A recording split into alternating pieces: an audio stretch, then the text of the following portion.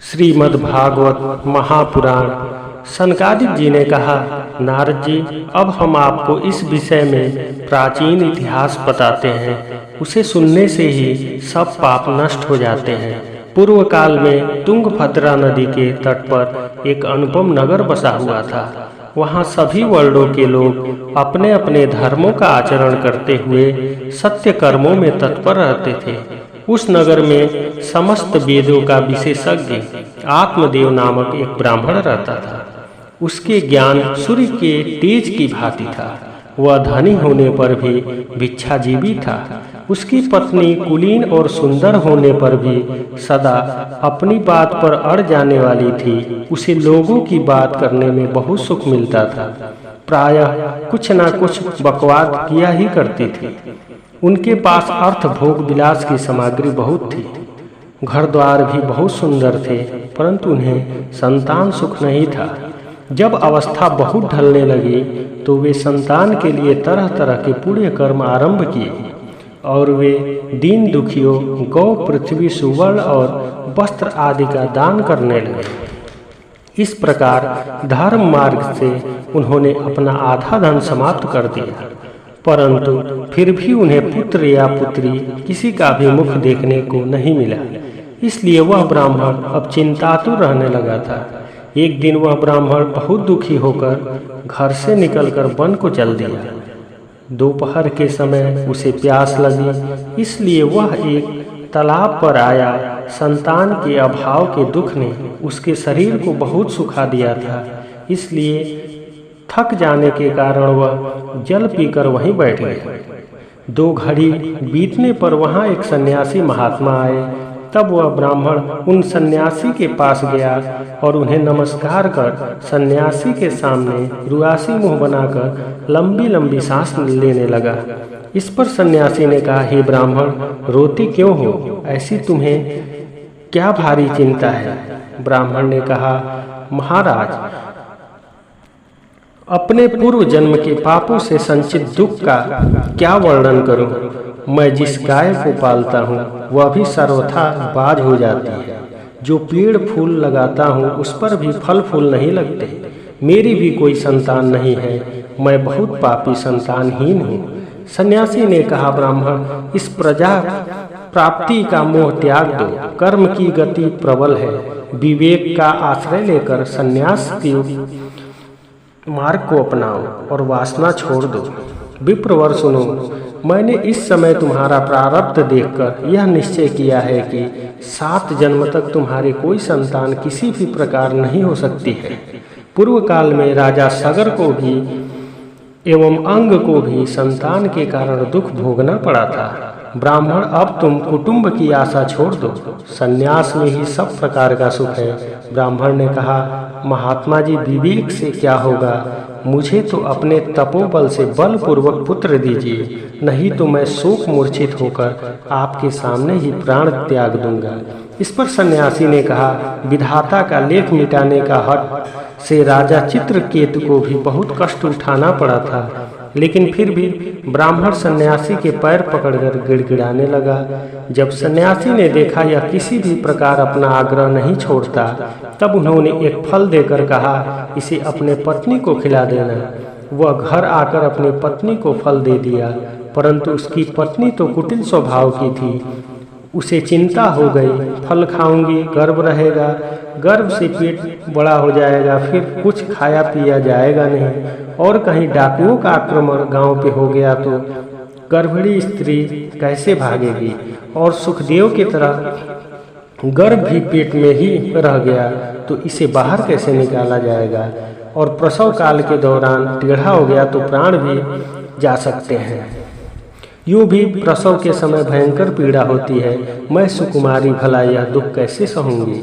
जब दुर्बल हो जाऊंगी तो नंद रानी घर आकर घर का कहीं सारा धन समेट कर न ले जाए। इस तरह कुतर्क उठने से वह फल नहीं खाए। जब पति ने पूछा तो कह दिया, हाँ, खा लिया है, और वह फल गौ को खिला दिया। एक दिन उसकी बहन अपने आप उसके घर आई तो वह अपनी बहन से सारा वृतांत बताकर रोने लगी। इस पर उसकी बहन ने कहा, चिंता मत करो, मैं गर्भवती हूँ, प्रसव के बाद बच्चा तुम्हें दे दूंगी। इस पर ब्राह्मण पत्नी बोली, ठीक है, और बदले में मैं अपनी बहन को काफ़ी धन देने का वादा भी किया। समय बीतने के पश्चात जब उसकी बहन को पुत्र हुआ तो उसके पति ने काफी धन के बदले में अपने पुत्र को उस ब्राह्मण की पत्नी को चुपचाप लाकर दे दिया। इस प्रकार उस ब्राह्मण आत्मदेव का पुत्र हुआ सुनकर लोगों को बड़ा आश्चर्य हुआ और आनंद भी हुआ। जात कर्म संस्कार करके ब्राह्मणों को दान दिया। उसके द्वार पर गाना बजाना अनेक प्रकार के मांगलिक उत्सव होने लगे।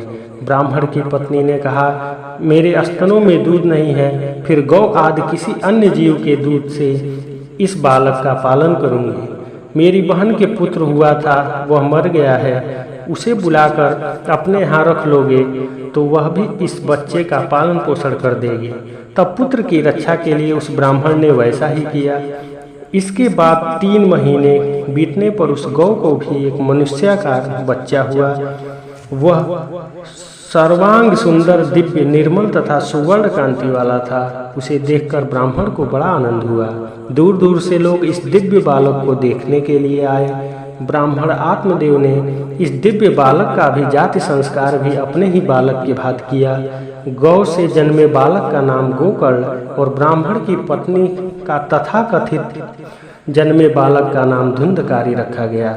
समय बीतने पर दोनों बालक जवान हुए। गोकर्ण जी बहुत बड़े ज्ञानी पंडित निकले।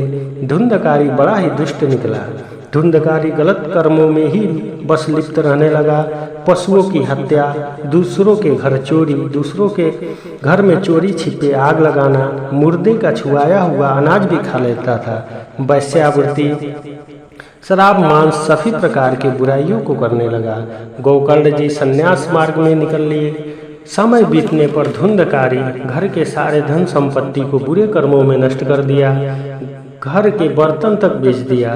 पिता को भी यातनाएं देकर वेश्याओं के साथ रहने लगा और वेश्याओं के लिए धन के लिए चोरी भी करने लगा।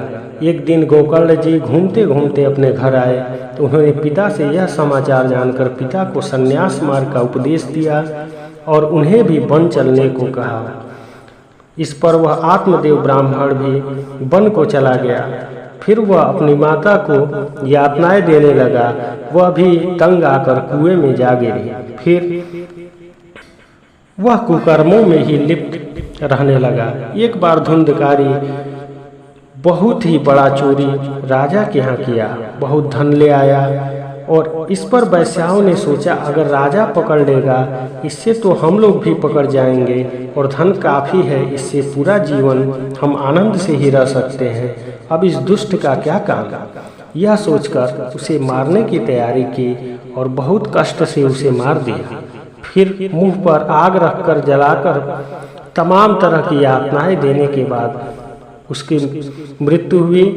धन लेकर वह दुष्टा स्त्रियां चंपत हो गई और चारों तरफ खबर फैला दी कि धुंधकारी धन कमाने कहीं दूर गए हैं। बहुत दिनों बाद जब गोकर्ण जी को पता चला धुंधकारी के वापस नहीं आने की खबर और उधर ही मृत्यु हो गई है, तो वो गया जी जाकर पिंडदान की।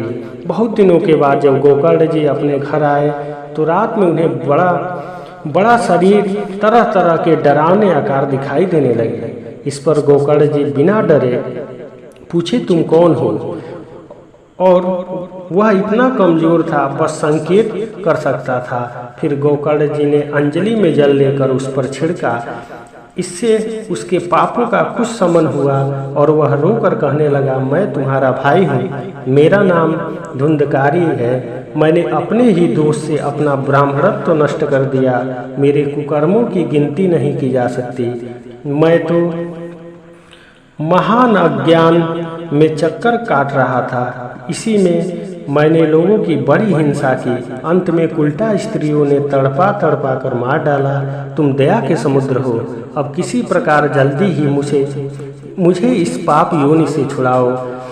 अब देववश कर्म का फल उदय होने के कारण केवल वायु भक्षण करके ही जी रहा हूँ। मुझे इस योनि से छुड़ाओ।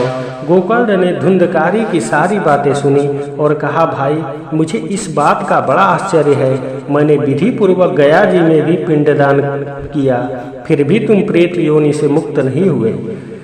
यदि गया श्राद्ध से भी तुम्हारी मुक्ति नहीं हुई, तब तुम्हारा मुक्ति कैसे होगा? प्रेत ने कहा, मेरी मुक्ति सैकड़ों श्राद्ध करने से भी नहीं हो सकती, अब तो इसका कोई उपाय और सोचो। इस पर गोकर्ण जी ने कहा, तुम निर्भय होकर अपने स्थान पर रहो, मैं विचार करके तुम्हारी मुक्ति का दूसरा उपाय करूँगा। गोकर्ण की आज्ञा पाकर धुंधकारी वहां से अपने स्थान पर चला गया। सुबह होने पर गोकर्ण जी से बहुत लोग प्रेम से मिलने आए। तब गोकर्ण जी ने रात की सारी बात बताई। कई विद्वानों ने शास्त्रों के पन्ने उलट पलट कर देखा, मगर उसकी मुक्ति का कोई उपाय नहीं सूझा।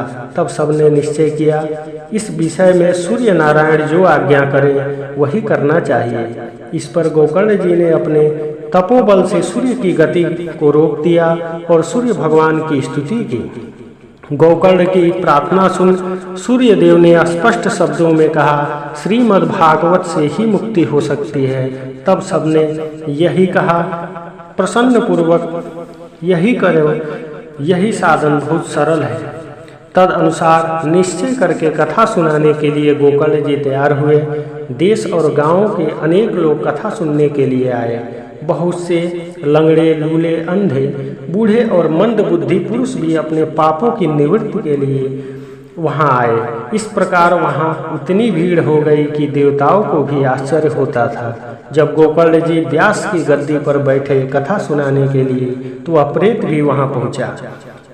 इधर बैठने के लिए वह अपना स्थान ढूंढने लगा। इतने में उसकी दृष्टि एक सीधे 7 गांठ के बांस पर पड़ी।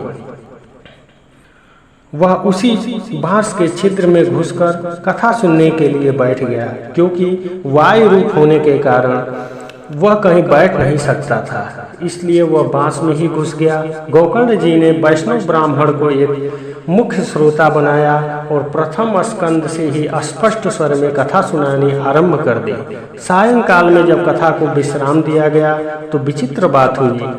वहां सभी लोगों के सामने देखते ही देखते उस बांस की एक गांठ तड़ तड़ शब्द करती हुई फट गई। इस प्रकार दूसरे दिन, तीसरे दिन, इस प्रकार 7 दिन में 7 गांठें फट गई और धुंधकारी 12 स्कंद के सुनने से पवित्र होकर सबके सामने प्रत्यक्ष रूप में प्रकट हुआ।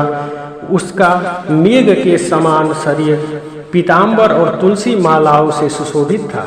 सिर पर मनोहर मुकुट और कानों में कमनीय कुंडल झिलमिला रहे थे। उसने तुरंत अपने भाई गोकर्ण जी को प्रणाम करके कहा, भाई तुम्हारे कृपा से ही मुझे प्रेत योनि से मुक्ति मिली है और प्रेत योनि की यातनाओं से भी मुक्ति मिली है। प्रेत पीड़ा का नाश करने वाली श्रीमद् भागवत की कथा धन्य है तथा श्री कृष्ण चंद्र के धाम की प्राप्ति कराने वाली यह कथा भी धन्य है। जब सप्ताह पारायण का योग लगता है तब सब पाप थर्रा उठते हैं कि यह भागवत की कथा जल्दी ही सभी पापों का अंत कर देगी। इस लोक में सप्ताह श्रवण करने से भगवान की शीघ्र ही प्राप्ति हो सकती है। सभी प्रकार की मनोकामनाओं को पूरा करने वाला यह श्रीमद् भागवत कथा धन्य है। भला जिस कथा के प्रभाव से बांस की गांठ फट सकती है, उस भागवत कथा का श्रवण करने से चित्त की गांठ खुल जाना कौन सी बड़ी बात है। जिस समय धुंधकारी यह सब बातें कह रहा था, उसी समय वैकुंठवासी पार्षद सहित एक विमान उतरा। उस विमान से सब ओर प्रकाश फैल रहा था। सब लोगों के सामने ही धुंधकारी उस विमान पर चढ़ गया।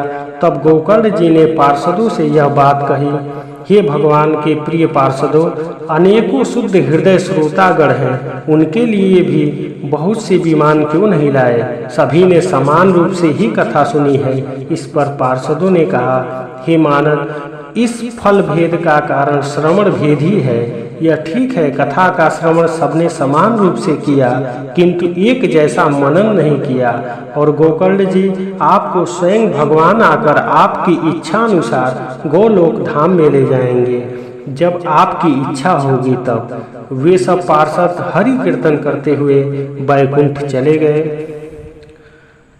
अब आगे की कथा आप सुनेंगे अगले वीडियो में। आशा करते हैं दोस्तों आपको ये वीडियो हमारा काफ़ी पसंद आया होगा। अगर हमारा वीडियो आपको पसंद आता है तो वीडियो को लाइक कर दें और चैनल को भी जरूर सब्सक्राइब करें। धन्यवाद, नमस्कार, राधे राधे, जय श्री राम, हर हर महादेव।